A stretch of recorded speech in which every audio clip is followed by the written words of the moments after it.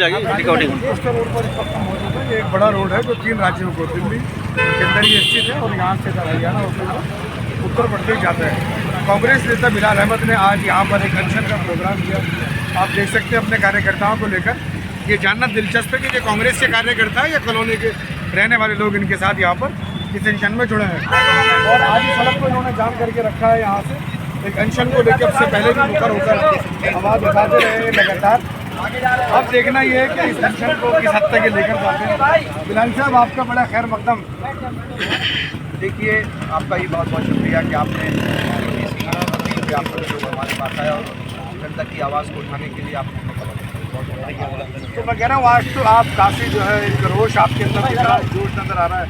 प्रदर्शन इससे पहले भी आपने किए यहाँ पे, और लेकिन इस तरह सड़क को जाम करके कभी नहीं बैठे पहले। पुलिस भी यहाँ पर नज़र आ रही है, पुलिस का काफ़ी यहाँ कर्मी नज़र आ रहे हैं और उसके अलावा रोड जाम हो रहा है।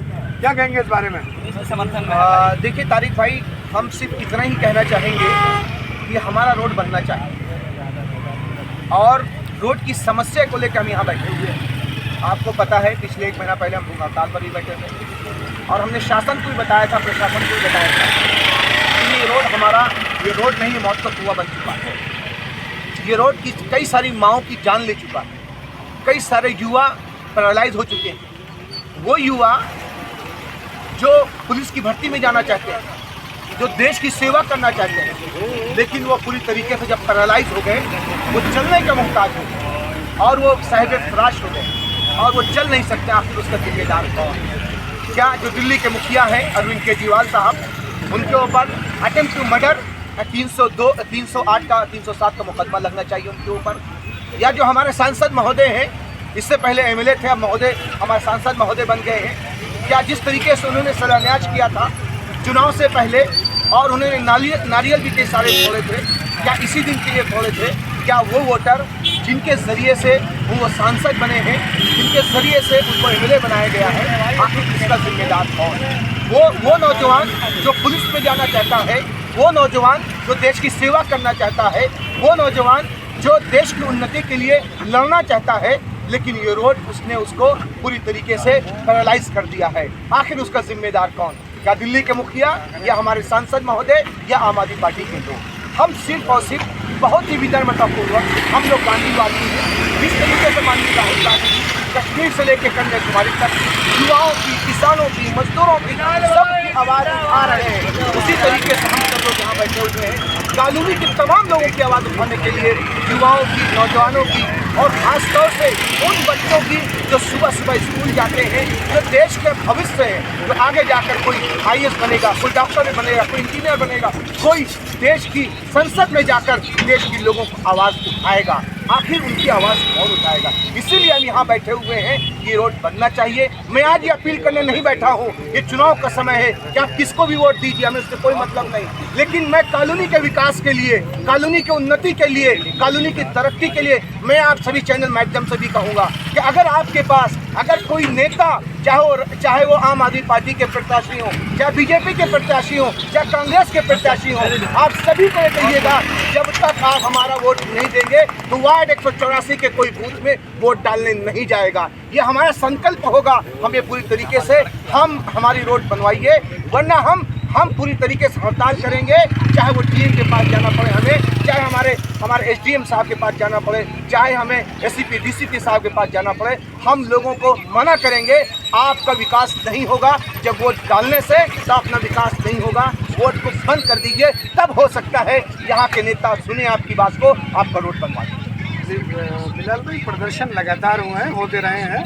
आप भी जानते हैं, आप विपक्ष में, सत्ताधारी पार्टी का कहना यह है कि हाई कोर्ट में इस रोड का, पेड़ का लेकर एक लंबित है वहाँ पर कोड। अभी इसकी जो विचाराधीन है ये मामला, क्योंकि पेड़ नहीं काटे जा सकते, वन संरक्षण के अंडर में आते हैं। और ये सड़क ये कहा जा रहा है उनके द्वारा, उनके प्रतिनिधि द्वारा, कि जब ऊपर से हाई कोर्ट से ऑर्डर होगा तो हम इस सड़क को डलवा देंगे। तो क्या इस तरह उचित रहेगा ऐसे प्रदर्शन करना? इसकी जो मामला हाई कोर्ट में लंबित है, हाई कोर्ट के विचाराधीन है, वो तो जब हाई कोर्ट फैसला करेगा तभी ये रोड बनेगा ना। देखिए, मैं ये कह रहा हूँ कि रोड अगर इस पेड़ की वजह से दिक्कत में आ रहा है तो आप रोड का रिपरेशन तो करवा सकते हैं। रोड के रिपरेशन के लिए आपको तो सुप्रीम कोर्ट तो नहीं रोक रहा है, कोई सरकार तो नहीं रोक रही है आपको। क्या आपको इतनी बड़ी जिम्मेदारी, आपकी इतनी जल्दबाजी क्या थी? आप इतना उतावले क्यों थे? आपने नारियल पे नारियल फोड़े हमारे कॉलोनी में आकर, और जहाँ पे आपने नारियल नहीं फोड़ा वहाँ पे तो आपने मुंबई हाईवे भी निकाल दिया वहाँ से। वहाँ पे कई सारे रोड पूरी तरीके से तैयार करा दिया हमारा। और आप देखिए एपीजे अब्दुल कलाम पिछले 1 से 1.5 साल पहले, और उसमें पत्थर भी लगा हुआ है। क्या आपने उस वक्त इस बात को नहीं सोचा था?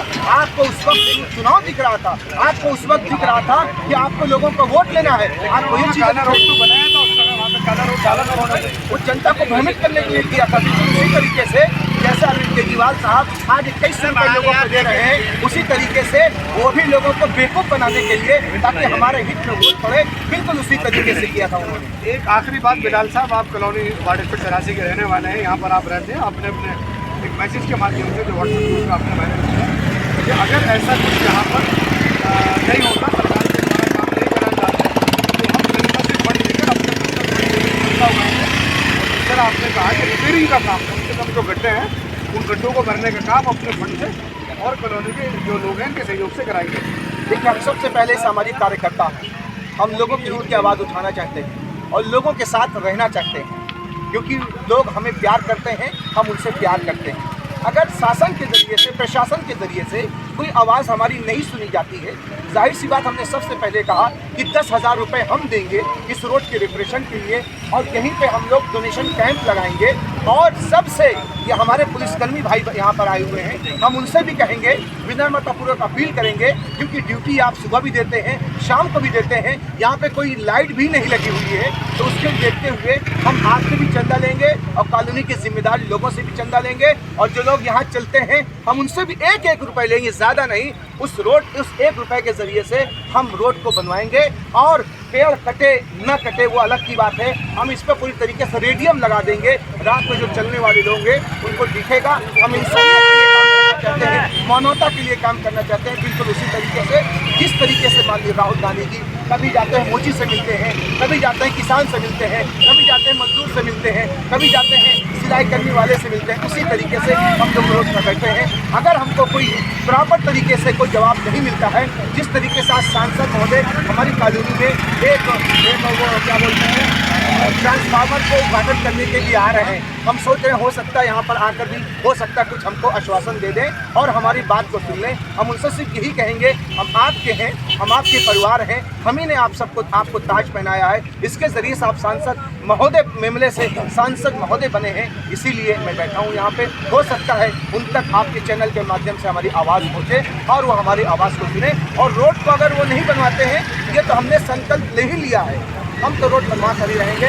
और आज की डेट में हम एक QR कोड तैयार करेंगे, एक फिल्म चलाएंगे और कल से रोड बनने की हम कोशिश अल्टीमेट देना चाह रहे हैं आप? अल्टीमेटम कुछ भी नहीं है भाई, हम तो हम के बाद काम शुरू करेंगे, महीनों से काम नहीं हुआ है यहाँ पे भाई, हम लोग जनता के लोग, हम गांधीवादी कितने दिन में काम शुरू करेंगे? अगर 10 दिन के अंदर हमारा ये रोड नहीं चालू होता है तो हम जनता के बीच में जाएंगे। देखिए, हम अकेले नहीं हैं, हमारे कॉलोनी के लोगों ने, सभी बिरादरी के लोगों ने, चाहे सैफी हो, मलिक हो, कुरैशी हो, चाहे हमारे चौधरी भाई हो, चाहे हमारे हिंदू समाज के भाई हो, चाहे जो भी भाई हो, हमारे सभी लोगों ने एकदम यार, अर्पण यार, ज्ञान मंदिर और विश्वकर्मा कॉलोनी, सभी के लोगों ने हमें प्यार दिया है, मोहब्बत दी है। तो हम उनके साथ मिलकर मिलेंगे, जाकर उनके साथ बैठेंगे कि ये बताइए रोड कैसे बने। हम उनके साथ प्रपोजल रख चुके हैं, सिर्फ और सिर्फ हम ये वेट कर रहे हैं कि सांसद महोदय इस पर कोई अंकुश करते हैं कि नहीं करते हैं, कि हम लोग आगे बढ़ेंगे, जनता के लिए काम करते रहेंगे, जनता के विकास के लिए, कॉलोनी के विकास। 7 जनवरी को 10 दिन आपके पूरे हो जाएंगे मंगलवार को, तो क्या समझा जाए, मंगलवार की सुबह आपसे आकर मिले, अगर काम ना हो यहाँ पर तो? मंगलवार की सुबह मिल सकते हैं, मंडे की सुबह भी मिल सकते हैं। उससे पहले आप हमारे साथ 24 घंटे रहिए।